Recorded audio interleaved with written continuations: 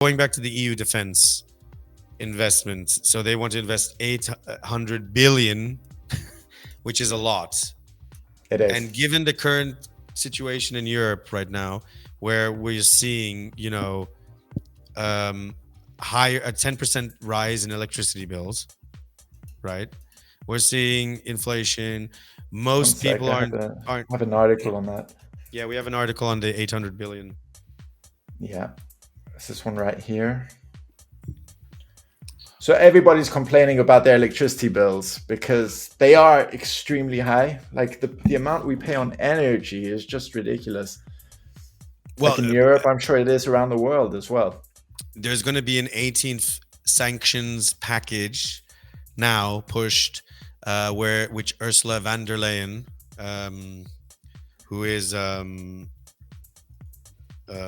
she is the president of the European Commission, right after around the time of the peace talks and where it basically didn't happen. She's basically pushing for an 18th sanctions package against Russia, and they're also pushing to basically restrict Nord Stream. So we've already had enough trouble because of the gas, because the gas prices went up in Europe, and this is because of the whole conflict that has erupted, obviously, between Ukraine and I Russia. think they were ready to have like a pipeline connection through Germany, right? And then there was the whole sabotage of the of the other pipeline, which was later uncovered wasn't. They were trying to claim that it was Russia, but it was obviously not Russia, and it was proven that why would they sabotage their own project? It's pretty crazy. Pretty crazy. It was actually American intelligence involved with that. I won't say their name because, well, I want to live. So, but it just feels like the average European citizen is getting penalized more and more. So gas prices went up. Now electricity prices are going up. Not only that, but the cost of bread and everything else goes up because of inflation. Yeah. And people are just fed up with it. Like at some point they're just tired. And the thing is, yes, it's, obviously people don't want war. People don't want people to suffer.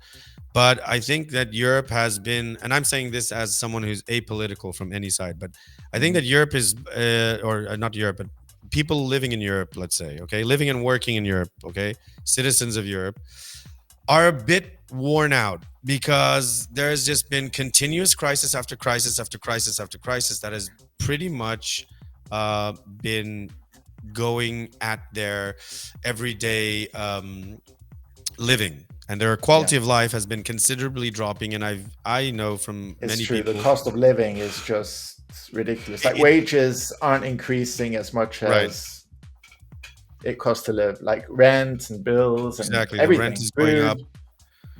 And these are real issues that we're talking about now, because nobody actually, I'm going to be quite honest with you. Nobody gives a shit about what's really going on half across the world. Yeah. Nobody gives two craps about like what's happening, whether they finally come to a resolve over their differences, or historical, or God knows what. The problem is people actually give a crap about what happens to them in terms of their day-to-day. They want to get home, they want to work, they want to make their money, they want to be able to pay for stuff, and they want to get home and do their things. And it's just getting tough, and it's been tough now for a while. And this has been since the lockdown, since COVID, and that hasn't been helpful either. So it's just like crisis after crisis. Right after COVID, we had the conflict with Ukraine and Russia. Yeah. And then right after that, there's another conflict going on in the Middle East, which is a terrible thing in itself. And then you have inflation as well. And it's just a never-ending slew of things, and it's getting really tiresome. People are getting frustrated and they're getting fed up. It's no wonder why people just don't check into the news anymore, and why people don't care. People have literally just checked out because it just doesn't help. Sorry? We have all this news coming out about Europe, increasing. This is what I'm saying. Yeah. Expenditure, while like the cost of living is getting increasing rapidly.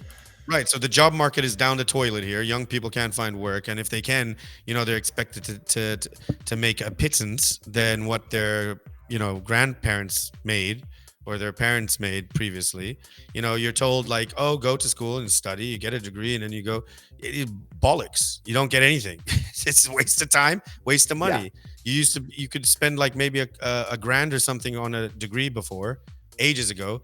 Nowadays, you have to pay God knows how much just to get a degree. And even in that regard, it doesn't really help you much nowadays because hmm, everything's oversaturated. But here we go, exactly going back to what we were talking about previously, like whether we get to these peace talks or not, right, between Russia and Ukraine, what's really going to happen? yeah. Well, the EU is They're already funding all bolstering up, these drones. right?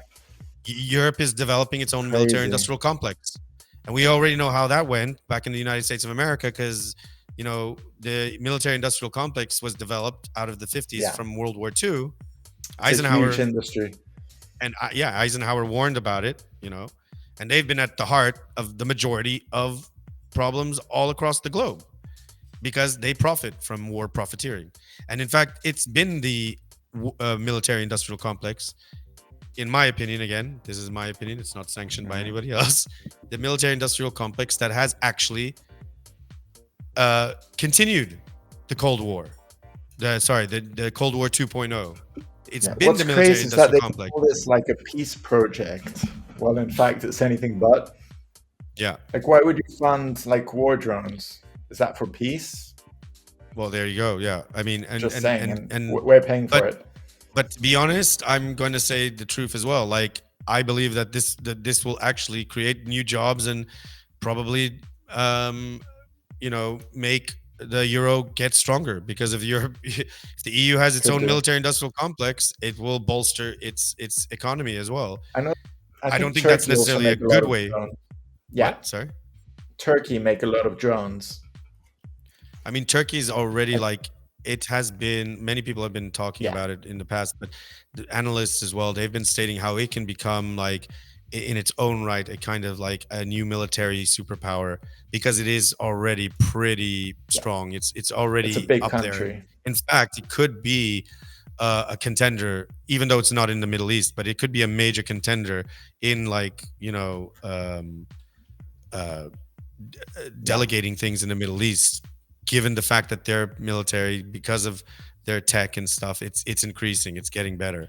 So yeah, but the EU wants to now shift, and we're seeing car manufacturers because they can't make cars anymore. It's so expensive. There was a video I think about that, but yeah, Volkswagen and Audi, and also the electrics manufacturer from Germany, Bosch, they are moving into weapons production.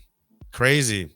It feels almost like we're going back into, in time. We're going back to World War II when you had a lot of these, companies like Ford and et cetera, who, shifted gears into helping the war economy during that time and manufacturing using their factories, etc. So now we're seeing this develop in Germany, where Volkswagen and Audi, and it's confirmed that Volkswagen is actually now actually it will be building weapons in its factories, not all, but in some of its factories. yeah. And so we are seeing the rise of a new European or EU military industrial complex